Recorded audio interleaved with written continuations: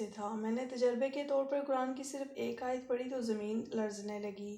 میں نے مزید پڑھا، رونے کی انتہائی بھیانک آواز آنے لگی، بچاؤ بچاؤ! کوئی انتہائی بدصورت آواز میں رو رہا تھا۔ میں نے بے اختیار ہو کر اپنا کان منیب کی قبر کے قریب کیا اور مجھے حیرت کا شدید جھٹکا لگا۔ آواز قبر کے اندر سے آ رہی تھی۔ مغرب کا وقت ہو رہا تھا، ہر طرف اندھیرا چھانے لگا۔ یا اللہ، تو ہی میری مدد فرما کہ میں اپنے دوست کی کس طرح سے مدد کروں، وہ کس مشکل میں ہے، تو ہی راستہ دکھا۔ میں نے دل سے دعا کی تھی۔ عبادت کی رات تھی، میں قبرستان سے ملحقہ دربار میں ٹھہر گیا۔ نوافل اور تسبیحات ادا کرتے میری آنکھ لگ گئی۔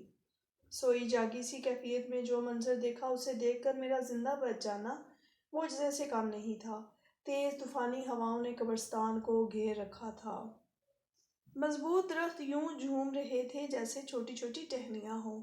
سرخ آسمان ماحول کو مزید خوفناک بنا رہا تھا۔ درختوں پر بسیرا کیے ہوئے پرندے اس اچانک طوفان پر گھبرا کر درختوں سے اڑ گئے۔ پورا قبرستان عجیب و غریب آوازوں سے گونج رہا تھا۔ ایک نوجوان کفن میں ملبوس دوڑتا چلا آ رہا تھا۔ وہ حافظ منیب تھا۔ اس کے منہ سے ایک بھیانک آواز نکل رہی تھی۔ وہ میرے اوپر حملہ آور ہوا۔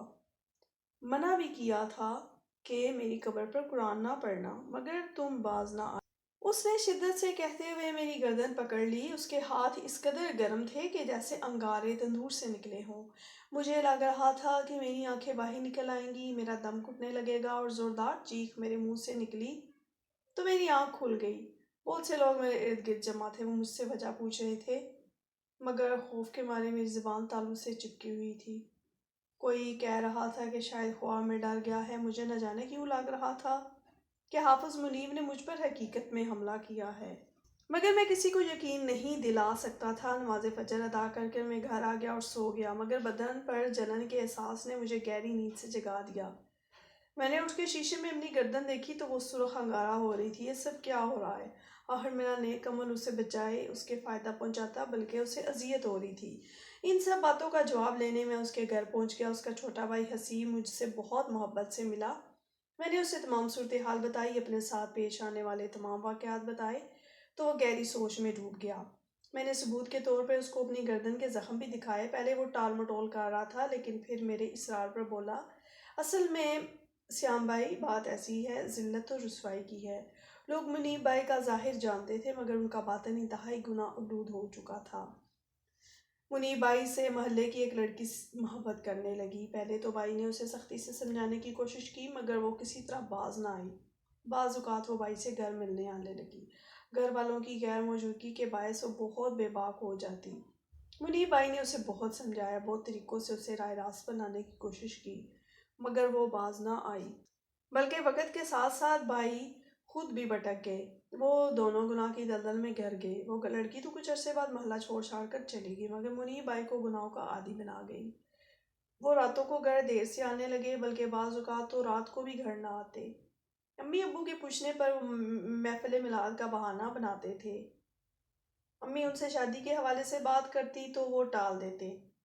وہ گناہوں کے عادی ہو چکے تھے، اب تو وہ کسی رشتے میں بندھ کر جینا نہیں چاہتے تھے۔ مجھے اکثر دوستوں سے خبریں ملنے لگیں کہ حافظ منیب کو اکثر ہم نے بازار حسن میں آتے جاتے دیکھا ہے۔ میرے لیے یہ سب کچھ حیران کن تھا۔ اتنا نیک پرہیزگار انسان جو مسجد کا امام بن چکا تھا، جو لوگوں کو روشنی میں لاتا تھا، وہ خود گناہ کے اندھیروں میں چلا گیا۔ رات کو وہ گناہوں میں مشغول رہتے، مگر دن میں اس پاکیزہ اولیا میں ہوتے کہ لوگ تعریف کرتے نہیں تھکتے۔ ان کے ظاہر اور باطن میں تضاد پیدا ہو چکا تھا اور انہیں کوئی خبر نہیں تھی۔ میں اکثر اس موضوع پر بات کرتا تو وہ ڈھڑائی سے مسکراتے ہوئے کہتے، کیا مولوی کے سینے میں دل نہیں ہوتا؟ کیا وہ دنیا کی رنگینی سے لطف اندوز نہیں ہو سکتا؟ ان کے کمرے سے رات گئے تک گانوں کی آوازیں آتی رہتی۔ امی ابو بھی ان کی اس تبدیلی پر حیران تھے۔ بیہودہ اور فحاشی پر مبنی فلموں کے دل دادہ ہو چکے تھے۔ ان کا ایک عمل تو ہم سب گھر والوں کو خوفزدہ کر گیا۔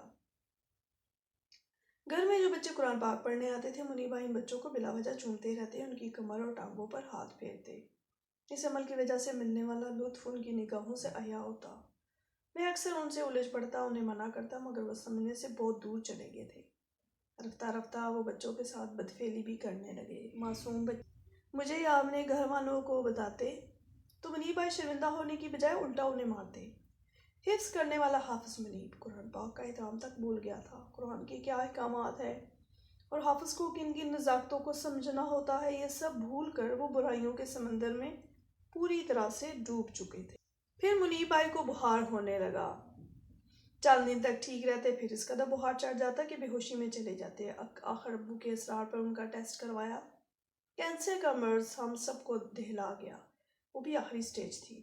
اور پھر ان کی عبرتناک موت تو آپ کے سامنے ہی تھی۔ حسیب یہ بتا کر خاموش ہو گیا۔ میں پتھر کا بت بنا یہ سارا قصہ سن رہا تھا۔ مجھے تو اندازہ بھی نہیں ہو سکا کہ جس کی جوانی کو میں رشک کی نظر سے دیکھتا تھا، اسے اندر ہی اندر گناہوں کی دیمک لگ چکی تھی۔ اس کی دیمک زدہ جوانی لوگوں کو رشک میں مبتلا کرتی تھی اور اس کا انجام بھیانک موت تھی۔ میرا سر درد سے پھٹا جا رہا تھا۔ سیام بھائی کسی عالم یا امام مسجد کے پاس چلتے ہیں، وہی اس مسئلے کا حل بتائیں گے۔ حسیب نے مشورہ دیا تو ہم مسجد چلے گئے۔ امام صاحب نے پوری توجہ سے ہمارا مسئلہ سنا۔